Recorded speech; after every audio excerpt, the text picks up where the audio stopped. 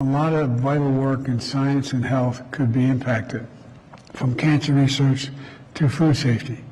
So the American people need our Republican friends in the House of Representatives to do their job, fund the government. We got a lot to discuss, so let's get this meeting started. I'd rather hear from you than me.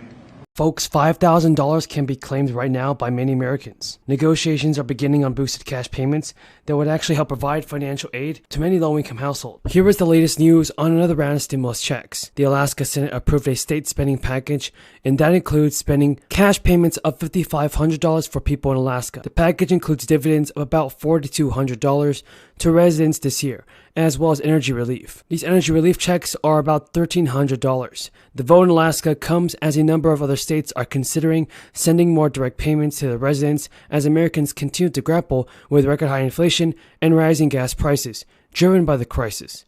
The package passed 15-5 and was sent to the House, and it will be decided whether to agree with the Senate version. The House approved a version of the budget last month, and that included a dividend of roughly $1,250 and a $1,300 energy check. Lawmakers in recent years have been divided over the size of the dividend, traditionally paid with earnings from the state oil's wealth fund, known as the Alaska Permanent Fund.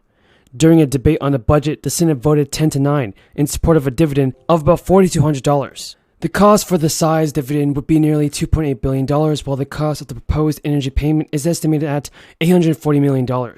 Supporters of the Senate budget argued that Alaskans could use the financial help, while critics raised concerns about the possible fiscal consequences. The Alaska House Speaker was critical of conservative lawmakers in the state Senate for voting for a budget that could dip deeply into the state's savings. And also, everybody, over 300,000 low-income essential workers across Massachusetts will begin receiving their second round of stimulus checks this week. The $500 payment is scheduled to be mailed out starting Monday as part of the Baker's administration crisis employee premium program. The first set of these payments were announced in February and distributed to around 480,000 people in March. This round offers another $165 million in relief funding to an estimated 330,000 eligible residents in June. Eligibility is based on Massachusetts tax returns for 2021. To qualify, you have had to make at least $13,000 and seen the total income at or below 300% of the federal poverty level. For a household of one person, that level was around $38,000. For a family of four, that would be up to $79,000. Those who received the payment in the first round or who received unemployment benefits in 2021 are not eligible for this, however. Massachusetts executive branch employees who received a one-time crisis-related payment from the state are also ineligible. The first round of payments was determined by 2020 state tax returns and followed similar criteria. Now, while there was much talk about a pending recession as the Federal Reserve takes steps to tamp down high inflation, recent reports on the health of the economy show cooling but still going strong. This is good news for the White House as the American public becomes increasingly concerned. Amid rising inflation and high gas prices, federal legislation that provides security reform. It's a huge issue that could affect millions of seniors and retirees. The SA has released an updated schedule for checks. And one of the leaders of the bipartisan Senate working group that is focused on extending Social Security recently accused Biden of not engaging with them. It comes as they scramble for a way to keep the vital program solvent in past years. Senators Bill Cassidy and Angus King said this month that conversations are ongoing to reform the Social Security program, but there has been barely a word since. And several senators involved in the issue told Fox that they have not heard any updates in weeks. Cassidy also said that the bill and Biden's apparent unwillingness to meet is what's holding the group from publicly moving forward.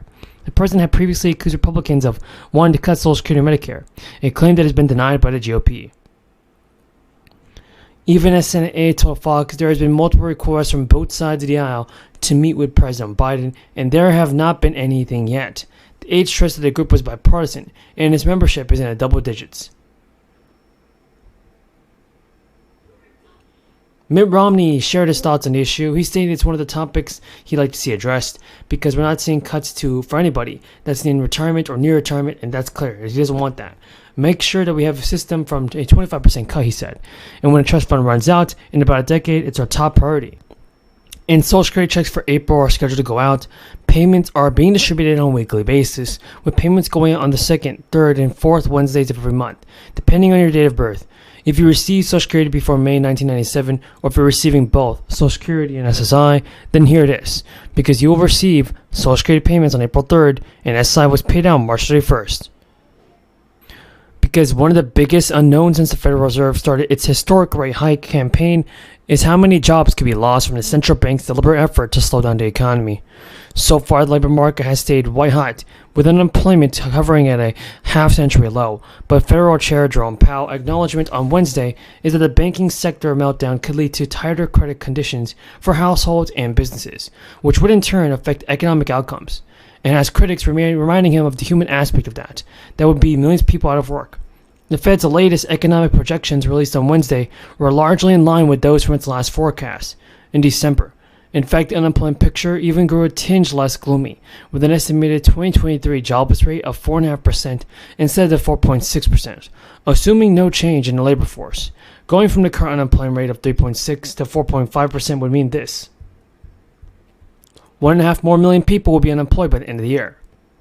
While the Fed's own estimates hint at some sort of stability, we have a ton of good news about the Ford stimulus check, Social Security benefits, and SSI and SSDI. Now, if you guys want to know the latest news about the Ford stimulus check, then continue watching this video. Biden is taking huge action this week to fight inflation, and the Biden administration has confirmed that addressing inflation and helping low-income households financially are their top priorities. Several new relief programs are being established this month. Confronted with a sharp decline in approval ratings and the relentless increase in consumer prices, President Biden is finally shifting to full inflation fighting mode with a month-long campaign intent to contain public outrage over the rising cost of everyday goods. The White House is taking steps to calm voters and their worries about surging inflation. They are signaling that Biden understands what U.S. households are enduring and that officials are maximizing efforts to bring prices under control. This comes ahead of the midterm elections. Just last week, Biden held a rare Oval Office meeting with Jerome Powell. Central bank officials hiked interest rates again on May 4th, lifting them by 50 basis points for the first time in 2 decades. Jerome Powell has said inflation is much too high, and the Fed has also announced plans to begin running down its massive $9 trillion balance sheet. The inflation report in April showed that prices cooled off a bit, but remain near a 40-year high. Core prices, which exclude gas and food, also accelerated more than expected, underscoring how strong inflationary pressures in the economy still are. With Biden's approval rating sinking to its low, the Biden administration finally has a brand new plan to fight inflation and help the American people. Millions of Americans may get extra $225 stimulus checks under this new stimulus proposal. Millions of people could get millions of Americans could also get additional cash payments of $225 under a new proposal. That comes as red-hot inflation continues, and qualifying residents in Indiana may soon see the relief. Indiana's Republican governor is also proposing a plan to send $225 payments to people in the state amid the highest inflation since 1981 by tapping into the state's growing budget surplus. The governor said he will call for a special legislative session before the end of June, so lawmakers can consider and potentially act on a plan that will total $1 billion in budget surpluses. He said Indiana residents have real needs right now during this period of high inflation, from the gas pump to buying groceries, and everyone should benefit from the state's success. The $225 check comes after about 4.3 million of the state's taxpayers began receiving $125 payments last month under the same law. According to the governor's office, if it's approved, each Indiana resident who has filed 2021 tax